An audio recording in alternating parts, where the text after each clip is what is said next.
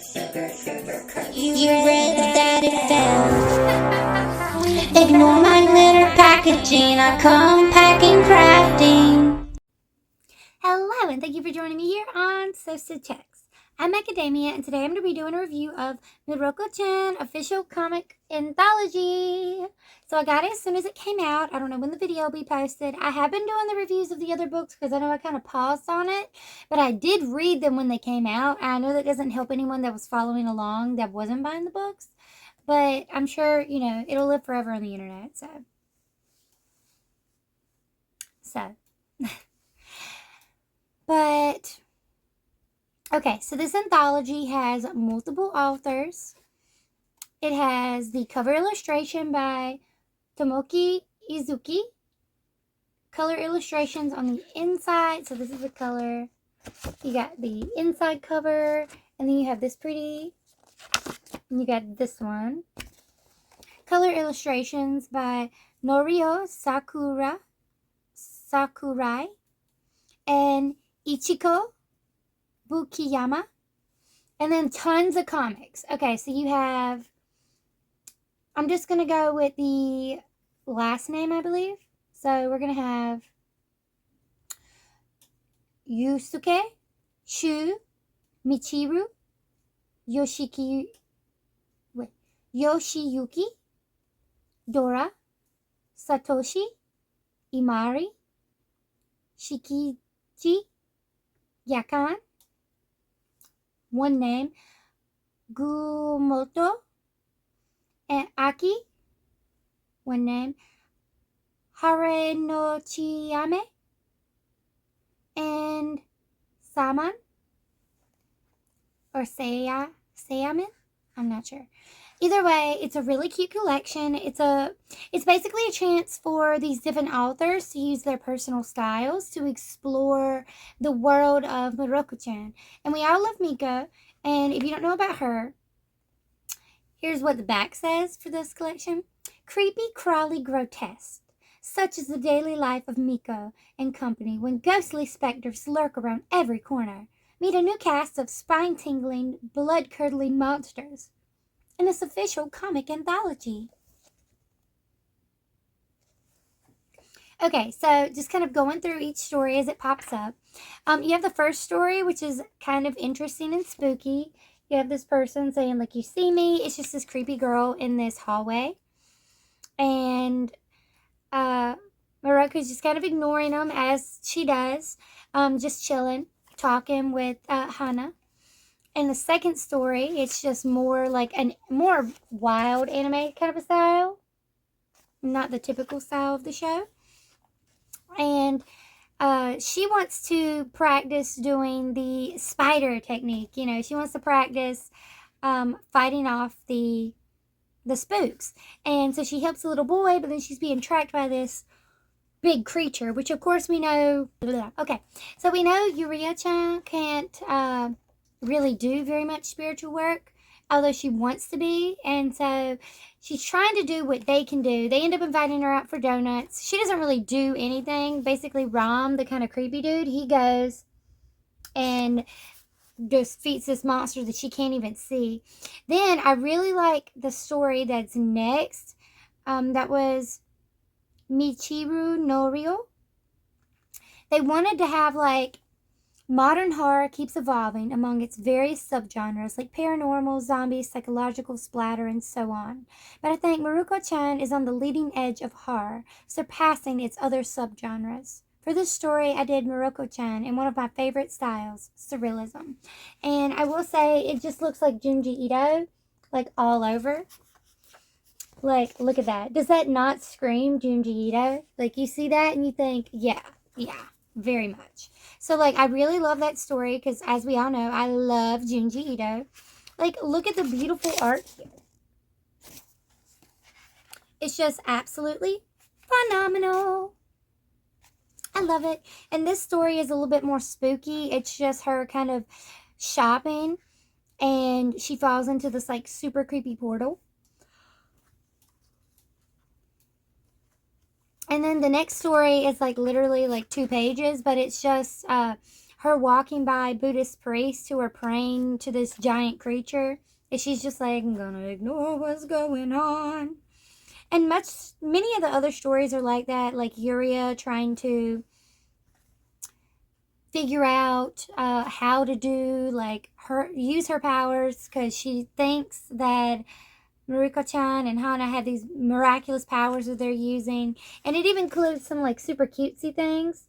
But, like, every story is in, like, a slightly different style, because it's each artist does their own. Like, this one hints at unaliving, but it's really creepy because it's like a spooky creature, but in the end it turns out there is somebody there. So it's like maybe that spirit was egging them on, who knows. But it's just like a really dark, and it brings up that psychological aspect where you think like, because we see a lot, I've talked about it a ton while reading Mieruko-chan series, how it's really showing like a real character, like a real person. Like, no normal high school girl is going to be like, oh my god, there's these monsters, and like, I'm upset right now, but like, we can do this. No, they're going to have psychological trauma that they're going to have to face, and they're going to have to fight through. And it's not going to be just a snap of their fingers and they're going to be through it. Like, sure, theoretically, but realistically, no. And so I like them bringing in these other traumatic parts into this story to really flesh out the world some more. And then there's more cute stories where, like, she leaves her book and she was almost, like, eaten by this super creepy. I don't like the style of this one. It's too cutesy, but that's just me. Although Mieruko-chan does look really cute. I like Miko in that one. Some of the other stories they're all the same. You have this like little group of men that are like doing like a K-pop dance in this one. And this one feels very on par for the show. The manga. Like, it feels very real. They went to a like cafe, like, to try their treats, but the cafe was deserted. And it's because it had this dark aura, which was these creatures. The creatures end up get out of there, and then they become popular. So, that works out. A lot of the stories in here are very similar, where it's the girls hanging out, going and getting desserts, or going, like, just walking home from school, maybe going to a patisserie, going and get some desserts, some donuts, some ice cream, going places like that. Although the one episode where they go to the hot springs together feels very much like fan service, because the characters are like, they're being followed by this guy who thinks that they're like a Yuri, like they're like gonna get it on, and she's like, you're my best friends, and that like banishes the spirit. And it's just so wild, so weird. It feels very fan servicey, but since this is just like it's an anthology, it is a fan service, so like, obviously. I like that they brought up our main guy with our cat. I love him, because they're like, the Anthoros, like, look at him.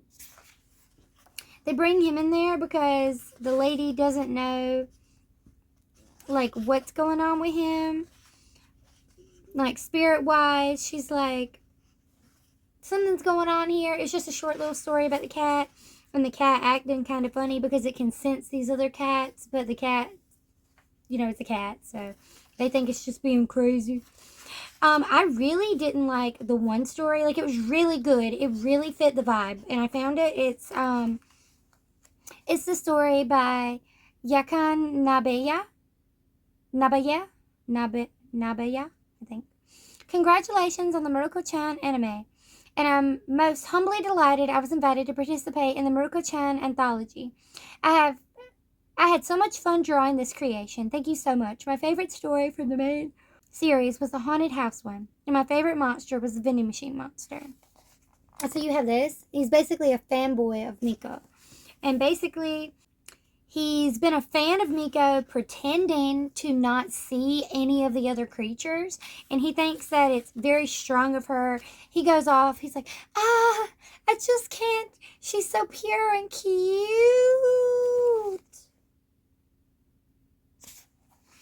It's like, I simply have to root for someone who tries so hard. Seeing someone put in so much work is it's too delicious. Okay, that's it. I'm gonna root for Mieruko-chan. I'm gonna be there for her. Go, go, Mieruko-chan. You can do it. You can do it. And what she hears is goo, goo, goo, goo. It's super spooky. She's like, what the fork? And then later, similar thing.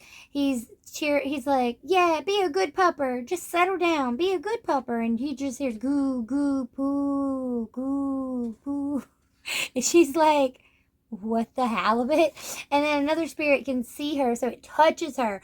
And he basically is like major fanboy, like, how dare you lay your hand on my Miko? And fights it to the death. Kills him, obviously.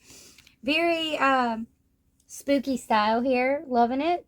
But then he's like, as he's dying, he was like, that was really hard. She must have been really scared. At the very end, is she actively reacting to me? No, don't. You can't do that, Mieruko-chan. Keep ignoring everything, Mieruko-chan. If there's something you have to say to me at the very end. And then she doesn't really say it. He doesn't finish what his thought was. He was just like, no, my respect for you. Don't let it be nothing once I die. And is basically there being like dissolving into the ground, and she's like, Hana, watch out, there's a bug. And he's like, Mieruko-chan, I knew you would not refer to me like me, some lowly bug. It is just such a weird thing. I'm just like, this is such a weird fanboy, like a fanboy ghost, because he can follow her like anywhere. So I mean, like, if this were in the story, I think it would be a much creepier story, but because it's a short story, it's just kind of funny and lighthearted. But if it were in like the actual book, he was just following her around, I'd be so wigged out. But I think he would be too embarrassed and think he's not worthy to follow her into a private space. So luckily, I think she would have that privacy, because I think he would get the memo that like he's not welcome in a private space.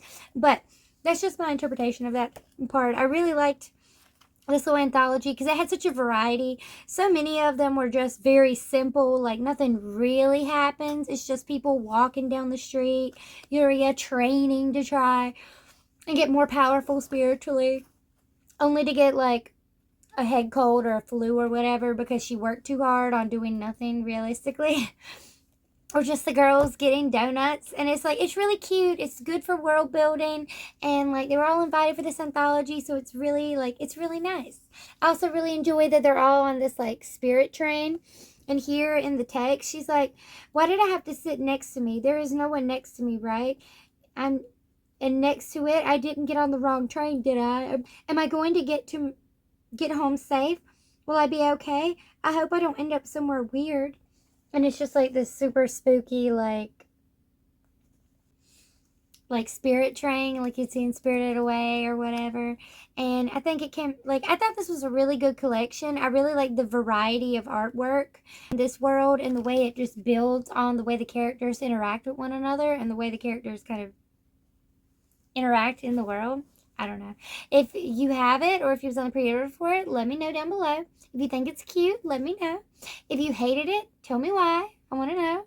And if you're interested in getting it, I'll put a link in the description. Feel free to buy it and read it. Tell me down below. Alright, thank you guys so much for watching. I hope you have a wicked evening, and I will see you here next time on SewStitchHex. Bye!